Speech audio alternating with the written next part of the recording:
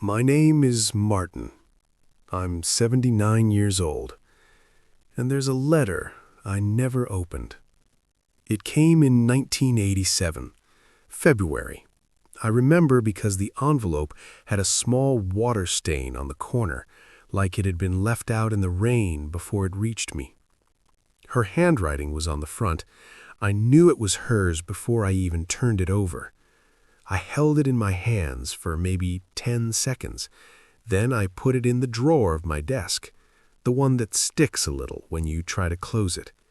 I told myself I'd open it later. Later became weeks. Weeks became months. And then it became 37 years. I don't know if you've ever done that. Let something sit because you weren't ready, because opening it felt like it would change something you didn't want to change yet. Maybe you have. Maybe you know what I mean when I say that some envelopes feel heavier than others. Her name was Caroline. We met when I was 23. She was 21.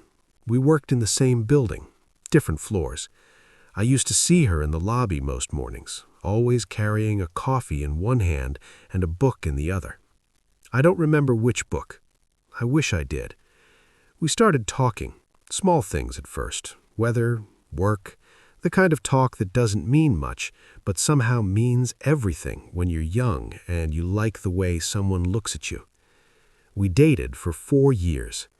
4 years sounds like a long time when you say it out loud, but when I think back on it now, it feels like it passed in a weekend. I was 27 when I told her I wasn't sure. We were sitting in her apartment. She'd made dinner. I don't remember what we ate. I remember the way the light came through the window and landed on the table between us. She asked me if I saw a future with her, and I said I didn't know. I didn't say no. I said I didn't know. She nodded. She didn't cry. She just nodded and looked down at her plate. I think that's what I remember most, that she didn't cry. We stopped talking after that. Not all at once. It was gradual. The kind of ending that doesn't feel like an ending because nothing dramatic happens. She moved to another city 6 months later. I heard about it from someone at work. I didn't call her. I told myself it was for the best, that we wanted different things, that I was doing the right thing by letting her go. I believed that for a long time. Years passed. I dated other people. I got married when I was 34. Her name was Linda. We were together for 18 years. It was a good marriage. Quiet, stable. We didn't fight much. We didn't laugh much either, but I didn't think about that then. Linda passed away in 2009. Cancer. I was 62. After she died, I moved into a smaller house. I didn't need much space anymore. Just me and a dog I got from the shelter because the house felt too quiet without anyone else in it. The dog's name was Buddy. He died 3 years ago. Now it's just me. I found the letter again last summer. I was cleaning out the desk, the same one I'd had since the 80s. I was going to donate it, thought maybe someone else could use it. When I opened the drawer, the one that sticks, I saw the envelope. It was still sealed. The paper had yellowed a little. The ink had faded, but I could still read her handwriting. Martin. Just my name. I sat down. I didn't open it right away. I just held it. I thought about all the years I'd kept it in that drawer, all the times I'd opened that drawer for other things, pens, papers, bills, and seen it sitting there. And every time I'd left it alone. I don't know why I didn't open it. At first, I told myself it was because I was afraid of what it might say, that maybe she was angry or hurt, or that she'd written something I didn't want to face yet. But I don't think that's the real reason. I think I didn't open it because I wanted to protect the version of myself that had made the decision to let her go. If I opened it, I'd have to sit with the possibility that I'd made a mistake, and I wasn't ready to do that. Not then. I think we do that sometimes. We protect the past by refusing to look at it too closely. We tell ourselves that what's done is done, that there's no point in going back, that it doesn't matter anymore. But it does. It always does. I finally opened the letter 3 weeks ago. It was a Sunday morning. I was sitting at the kitchen table with a cup of coffee that had gone cold. I don't know what made Matt Day different from any other day. Maybe it was because I'd been thinking about her more lately, or maybe it was because I knew I didn't have much time left to keep avoiding it. I slid my finger under the seal. The glue had dried out years ago, so it opened easily. Inside was a single page. Her handwriting was small, neat, the way I remembered it. She didn't write much. She said she'd been thinking about me, that she wanted me to know she didn't regret the time we spent together, that she hoped I was happy, that she hoped I'd found what I was looking for. And then at the end, she wrote this: "I think you were afraid of wanting something too much. I understand that now. I hope one day you're not afraid anymore." That was it. I read it 3 times. Then I folded it back up and put it on the table. I sat there for a long time. She was right. I was afraid. I was afraid of wanting her too much, of needing her, of building a life with someone and then losing it. So I pulled back. I told myself I wasn't sure, that I needed time, that I needed to figure things out. But the truth is, I knew. I knew I loved her. I just didn't trust it. And because I didn't trust it, I let her go. I let her walk away because I thought that was safer than holding on.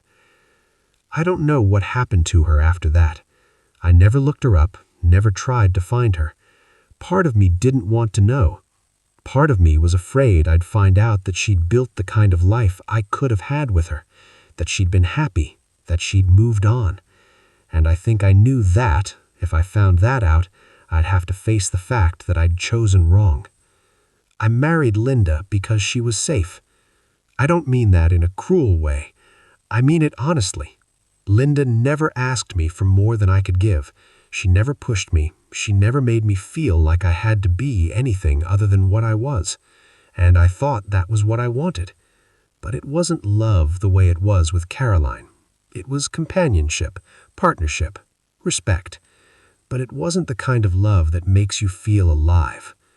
I didn't realize that until Linda was gone, and by then, it was too late to go back.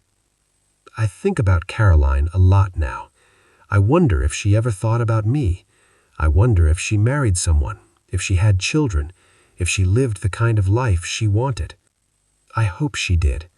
I hope she found someone who wasn't afraid. The letter sits on my desk now. I took it out of the drawer and put it where I can see it. I don't know why. Maybe because it's the only proof I have that she thought about me after everything ended. Maybe because it reminds me that I had a chance once, and I didn't take it. I'm not telling you this because I think there's a lesson in it. I'm not even sure there is one. I'm telling you because I'm 79 years old and I'm running out of time to pretend it doesn't matter. It does matter. It mattered then, and it matters now. I think the hardest part isn't that I lost her, it's that I didn't lose her. I let her go. There's a difference. When you lose someone, you can tell yourself it was out of your hands, that life happened, that circumstances pulled you apart. But when you let someone go, you have to live with the fact that you chose it. You stood at a fork in the road, and you walked away. And you can't undo that. I used to think that not opening the letter was a way of protecting myself, that if I didn't read it, I could keep believing I'd made the right choice. But all I did was carry the weight of it for 37 years. The unopened letter became heavier than anything she could have written inside it. I think about all the moments I could have chosen differently. The night she asked me about the future, I could have said yes. I could have said, I'm scared, but I want to try. But I didn't. I said I didn't know. And that became the truth. I think about the years after she left. I could have called her, written to her, told her I'd made a mistake. But I didn't do that either. I told myself it was too late, that too much time had passed, that she'd moved on, but really, I was just still afraid. And now I'm 79, and she's out there somewhere, or maybe she's not, and I'll never know. The letter sits on my desk now. I read it sometimes, not every day, but sometimes.